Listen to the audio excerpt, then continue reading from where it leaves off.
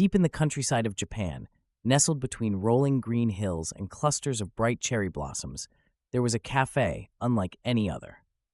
Its name was the Silver Magnolia, and as rumors whispered, it didn't belong to ordinary soil or ordinary hands. It was run by magical women, partners in every sense, whose love had long grown roots as deep as the forest that embraced their little sanctuary. Ayumi, the quieter of the two, could whisper to flowers and coax life into the withered stems that neighbors brought her regretfully. Rei, on the other hand, had fire inside her. Dynamic and creative, she shaped transformations with her hands and brought her vision to everything from meals to interior design. To passers-by, the cafe looked warm and inviting, a charming wooden abode, its garden spilling with wisteria and ferns. But for those who stepped inside, it became something else entirely. A refuge, a haven, a place where queer people from all walks of life could find strength, joy, and understanding. The women who ran the cafe, Ayumi and Rei, were bound not only by their magic, but by their commitment to creating somewhere for people to belong.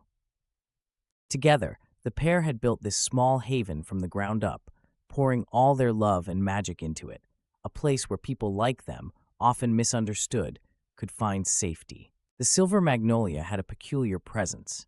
Customers often described the space as being soft and alive, like it shifted to meet their needs in ways they couldn't always articulate. The wood of the cafe radiated warmth, the air smelled faintly of lavender and fresh bread, and the walls shimmered faintly when the sunlight hit them in just the right way. The cafe wasn't merely a building, it was something more, something protective. Its magic fused with the reality it touched, creating quiet miracles that helped people heal or begin to dream. It started with small things, a chair that always seemed to fit you just right, a cup of coffee that felt like an embrace. Stories exchanged over the quiet hum of nature outside, voices layering their own kind of magic into the air. It was here, surrounded by nostalgia and hope, that people brought their secrets, their struggles, and their dreams. And it was here that magic gently nudged them forward, whispering truths only kind hearts could summon. One afternoon, when the hills surrounding the cafe shimmered with late spring green, two young women named Sayaka and Emiko sat in a corner booth, their hands cupped around steaming mugs of tea. They'd been frequent customers for months, their faces always brightened by the space's charm. But today was different. Today, the weight in their voices betrayed something deeper, something vulnerable. "I don't know if we can really do this," Sayaka admitted, her words catching on the edge of doubt. "Our families, my parents, their silence, it speaks louder than anything they've said." "You mean what they haven't said," Emiko replied quietly. She was steadier, her dark hair tied back with a simple ribbon, but her resolve hid its own cracks. Ayumi drifted by their table then, humming softly under her breath.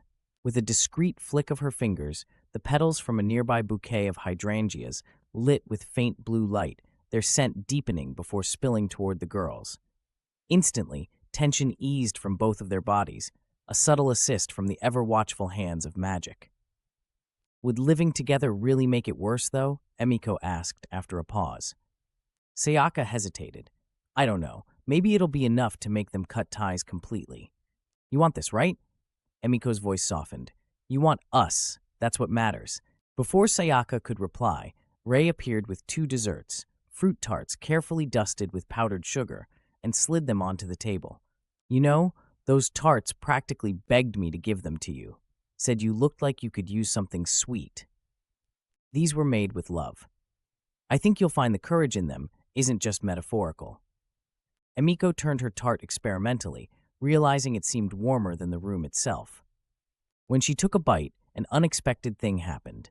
Memories of her happiest moments with Sayaka rose to the surface. Her first kiss in private, the nights spent talking under the stars, the way Sayaka's laughter had made her forget cruelty's echoes. It was the magic in the cafe, twisting Emiko's vision towards something clearer, sharper, hope. When Sayaka followed suit, their hands brushed tentatively, their bond quietly renewing. The Silver Magnolia had held them gently through their doubt and nudged them toward what mattered, the life they wanted to craft together. It was also courage. On a rainy evening, the door chimed faintly to reveal Haruki, a trans man whose visits had always been solitary, his frame slouched slightly, as if bracing against whatever the world threw his way. But today, Haruki's expression was heavier, a storm occurring behind his stillness. Haruki had spent years coming to terms with his identity, but the countryside he grew up in had fought against him every step of the way. He had turned to the town doctor for medical guidance, only to be met with questions he shouldn't have had to answer, followed by indifference and outright rudeness.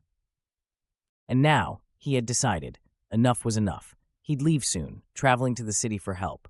He shouldn't have had to, but still, it was the only viable path forward. As Haruki took a seat near the glowing hearth, something shifted. Ray walked forward, carrying a tray with a simple porcelain teapot, pouring a golden liquid into his cup that smelled faintly of rosemary and lemon. "What's weighing you down, Haruki?" Ray asked, her tone offering invitation rather than pressure. "You look tired."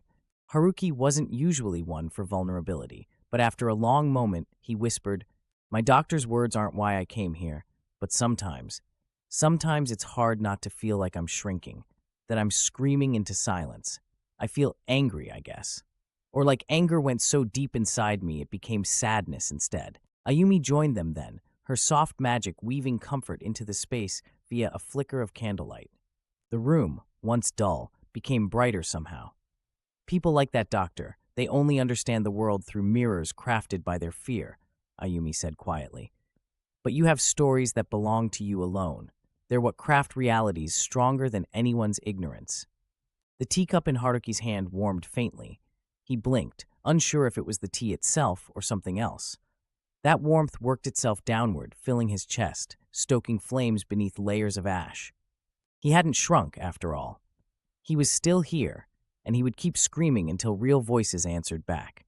Finally, there was Aina.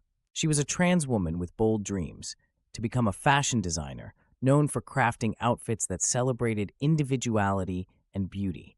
But the industry resisted her presence at every turn, judging her for everything but her talent.